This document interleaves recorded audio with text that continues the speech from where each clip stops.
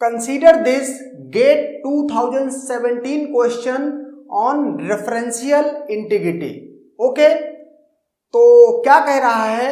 कह रहा है consider the following two tables T1 and T2। तो T1 और T2 ये दो टेबल गिवन है।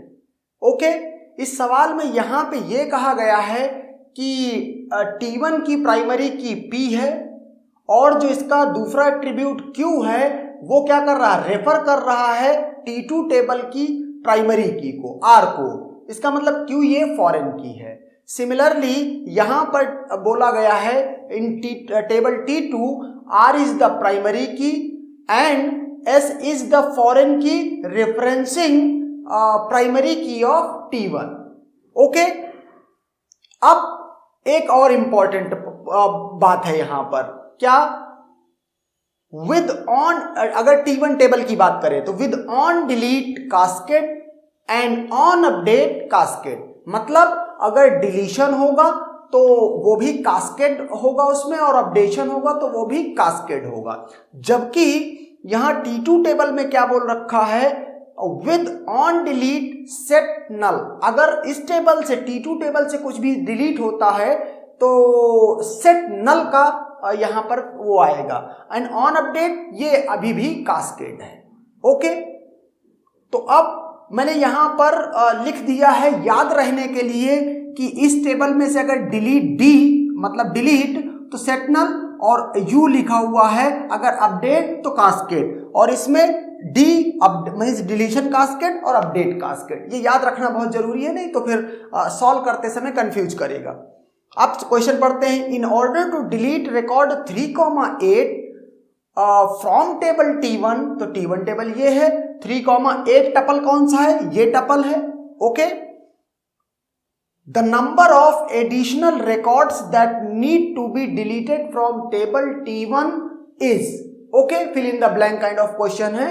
तो अब देखते हैं, जब मैं 3,8 को डिलीट करता हूं तो लो ये डिलीट कर दिया।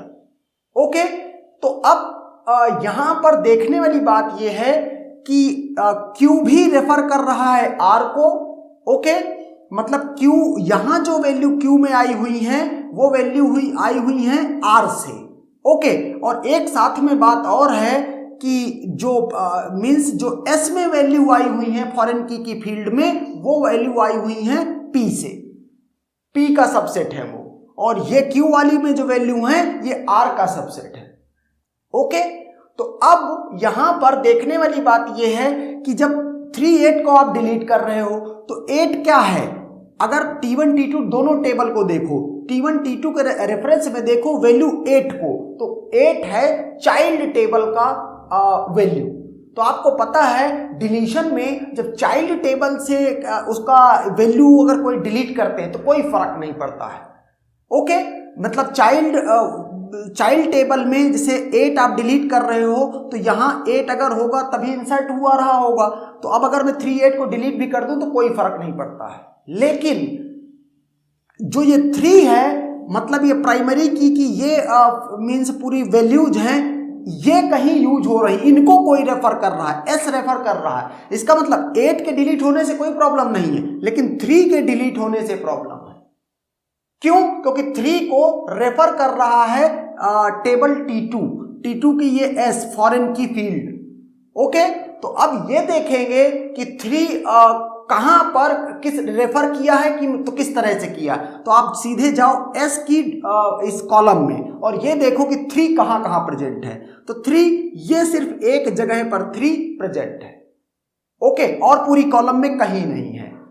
तो अब जब जैसे ही आप 3,8 को डिलीट करते हो टपल को, तो फिर अब इसमें क्या परफॉर्म होगा? इसने रेफर किया है इसको, तो कहता है अगर इसने रेफर किया है T2 टेबल में, तो एक बार पढ़ लेते हैं। यहां पर क्या कहता है? S is the foreign key referencing P in table T1 with on delete set null, on delete set null. तो ये टपल मुझे मिल गया। कहता है 3 को अगर इधर से आप जिसको ये रेफर कर रहा था वो डिलीट किया गया है, तो इस जगह पर आपको क्या कर देना है? Simply on delete set null.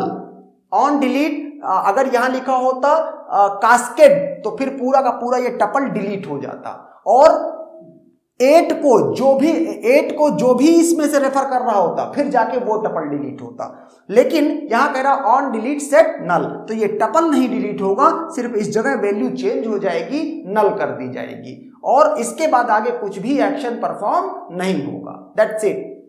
Okay, तो पूछ क्या रहा, in order to delete record 38 from table T1 the number of additional records need to be deleted. इसका मतलब है एडिशनल तो कोई रिकॉर्ड डिलीट ही नहीं हुआ, 38 के बाद यहां पर डिलीट होने की क्या लग रहा था डिलीट होगा, लेकिन उस पर लिखा था on delete set null and therefore additional जो टपल डिलीट होंगे वो कितने होंगे, 0।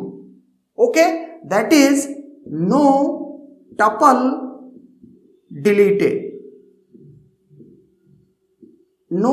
deleted additionally. Okay, and that's done.